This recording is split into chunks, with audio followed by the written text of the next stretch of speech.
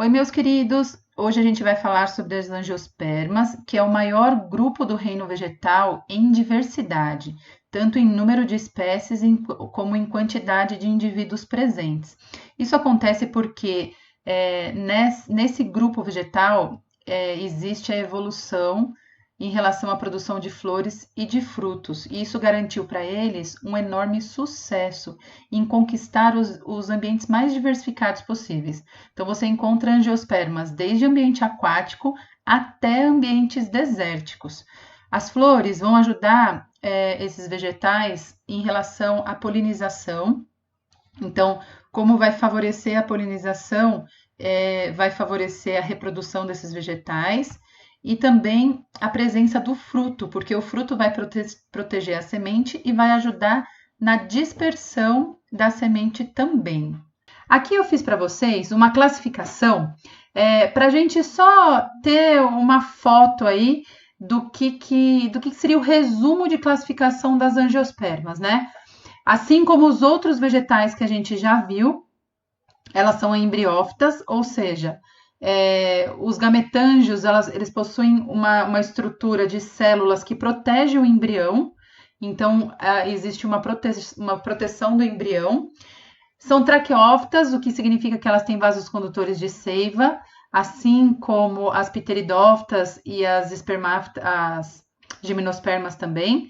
Elas são espermáfitas porque produzem sementes, e aí essa característica já fica restrita às gimnospermas e angiospermas. São fanerógamas, o que significa que são plantas produtoras de estrutura reprodutora visível, no caso da angiosperma é a flor, mas no caso das gimnospermas é o estróbilo, tá? E são plantas sifonógamas, que são aquelas plantas que produzem tubo polínico, o que atribui para elas independência de água para fecundação. Essa imagem é muito legal para a gente perceber como que a flor dá origem ao fruto. Então aqui era uma flor, essa flor foi fecundada, nessa fecundação, logo após a fecundação, cai a parte das pétalas, essa parte de cima da flor, e vai ficar essa parte de baixo, com o receptáculo, as sépalas, né? E aí essa parte de baixo, ela se desenvolve e ela amadurece, ó. Então essa parte que aparece aqui, que por exemplo é a parte de cima que a gente vê do tomate, na verdade é a sépala da flor, tá bom? Olha que legal essa imagem, dá pra gente ver direitinho. Então, a flor é um órgão reprodutor e ela que dá origem ao fruto. Aqui eu não vou falar de todas as partes da flor, eu vou me atentar na parte da reprodução. Então, essa parte laranja a gente chama de gineceu. Se eu for pegar um fiozinho desse só aqui, é um estame. Então, o estame tem essa parte que é o filete e essa parte de cima que é a antera. E essa parte aqui que é o gineceu. O gineceu da flor é a parte feminina da flor. Enquanto o estame representa o órgão masculino, o gineceu é a parte feminina. Ela parece uma garrafinha. Essa boquinha da garrafa é o estigma, o gargalo dessa garrafa é estilete, aqui é o ovário, e dentro do ovário tem o óvulo, tá bom? Então a gente vai se concentrar nessas duas partes, que são as partes reprodutoras da flor. Se eu for pegar o estame ele vai produzir o grão de pólen. Esse grão de pólen vai polinizar a flor e é graças à polinização que eu vou ter fecundação. Notem aqui na imagem, nessa animação, que vai formar o tubo polínico, que é essa parte aqui. O tubo polínico é a grande vantagem evolutiva das angiospermas e gimnospermas que garantiu a independência da água para fecundação. Então, a gente vai ver como que o grão de pólen é produzido. Eu tenho aqui uma flor. Nessa flor, eu tenho a parte masculina, que é o estame. Lembrando que o conjunto de estames se chama androceu. E aqui eu tenho os sacos polínicos, que é o lugar onde tem as células que vão sofrer meiose, tá? Então, aqui é uma célula mãe. Dentro de cada saco polínico desse, tem centenas de células mãe. Cada uma delas vai passar por uma meiose. Então, aqui é a meiose 1, a primeira divisão da meiose, segunda divisão da meiose, e aí eu tenho formação de 4 microesporos, porque na parte masculina, os esporos, eles são muito pequenininhos, por isso que eu vou usar o prefixo micro. E aí, esses esporos, eles vão fazer uma mitose nuclear e vão formar 2 núcleos. Um núcleo que eu vou chamar de vegetativo, e que vai formar o tubo polínico, que vai ser o gametófito masculino, né? E esse outro núcleo aqui, depois ele vai se dividir de novo e vai formar os gametas masculinos. Tudo bem? Então, essa é a parte da formação do grão de pólen que está na parte masculina da flor. Aqui a gente vai ver como que ocorre a formação dos gametas na parte feminina da flor. Então, aqui eu tenho o gineceu, aqui tem um destaque para o óvulo do gineceu. Diferente da parte masculina da flor, a parte feminina só tem um único megaesporo. Esse megaesporo vai passar por meiose, igual a gente viu na anterior, primeira divisão, segunda divisão, vai formar 4 células. Dessas 4 células, 3 vão se degenerar e vai ficar uma só. Essa uma célula, ela vai sofrer 3 mitoses consecutivas e vai formar um conjunto de 8 células que eu vou chamar de saco embrionário. O saco embrionário é o gametófito feminino, tá bom? E a gente vai ver que o que a gente precisa guardar aqui é a posição das células dentro do gametófito feminino, ou seja, dentro do saco embrionário. Então, eu vou ter aqui a oosfera, o óvulo ele tem 2 membranas, a primina e a secundina, e essa abertura que tem aqui a gente chama de micrópila. A micrópila sempre vai ser o lugar que a gente vai ter que identificar para a gente achar a oosfera. A oosfera é assim, ó, você entrou no óvulo, a primeira célula é a oosfera. As duas que estão em volta dela são as sinérgides. Aqui a gente vai ter os núcleos polares e as células antípodas. Essa organização a gente tem que saber, tá bom? Aqui, ó, eu tô mostrando para vocês como que fica se eu juntar os outros 2 slides anteriores que a gente viu. Então, ó, esse slide representa essa parte da formação do grão de pólen, e aqui ele está mostrando até o grão de pólen germinado, formando já o tubo polínico. Tubo polínico é o gametófito masculino. Aqui a gente vai ter a parte da formação do gametófito feminino, então aqui toda a divisão celular, gametófito feminino, tá? Então, a flor ela representa o esporófito, essa parte aqui do óvulo e o saco embrionário representariam para a gente os esporângios. E aqui, lembra que os esporos dão origem ao gametófito? Então, aqui eu vou ter gametófito masculino, gametófito feminino. Tudo bem?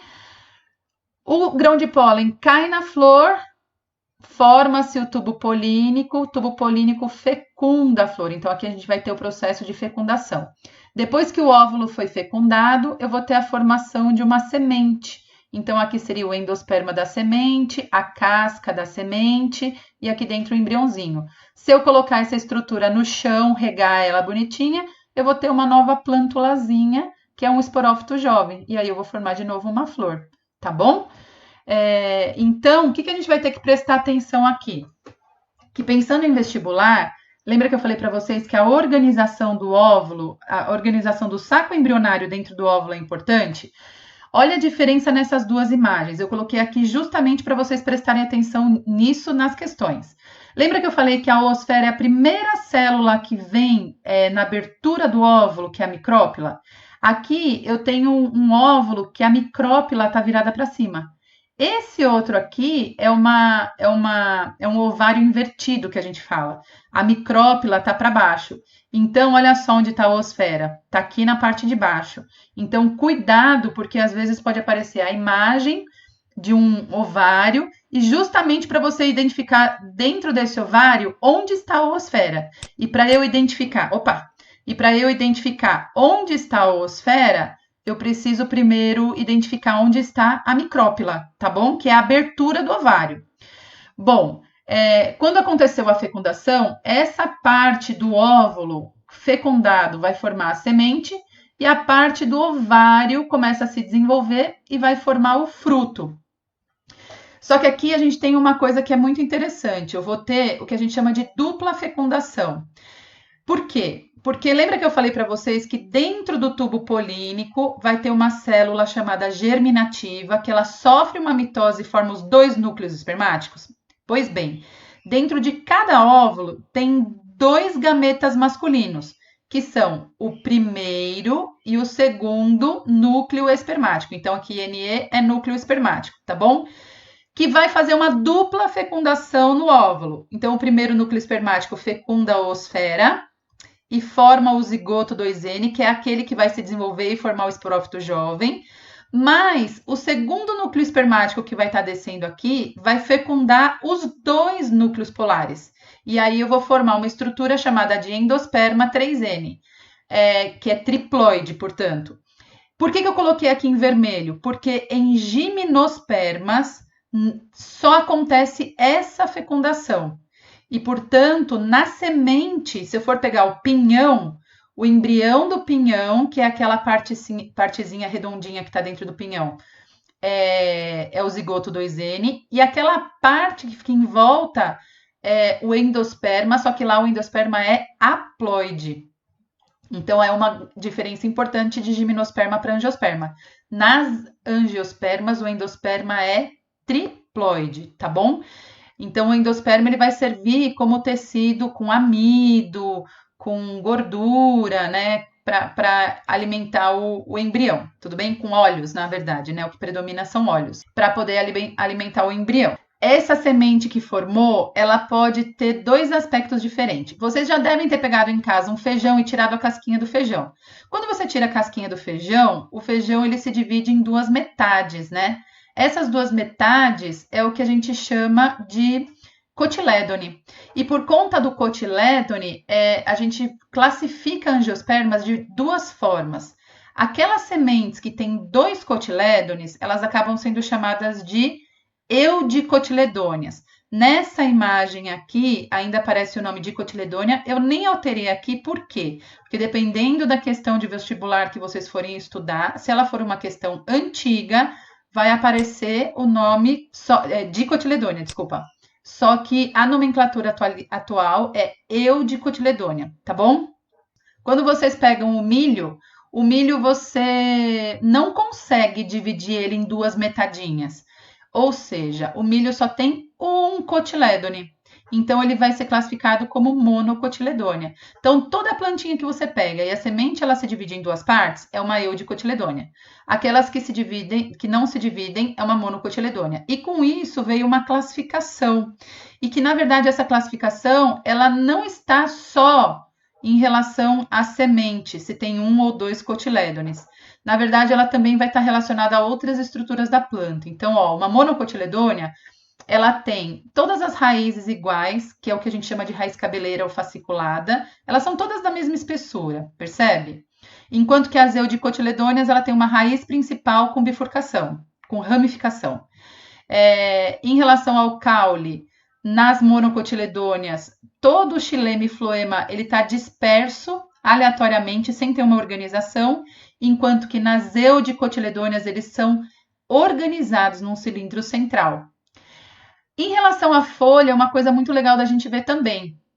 A folha, ela tem um formato sempre de espada nas monocotiledôneas. Por quê? Porque o xilema e o floema aqui, eles estão organizados de forma paralela.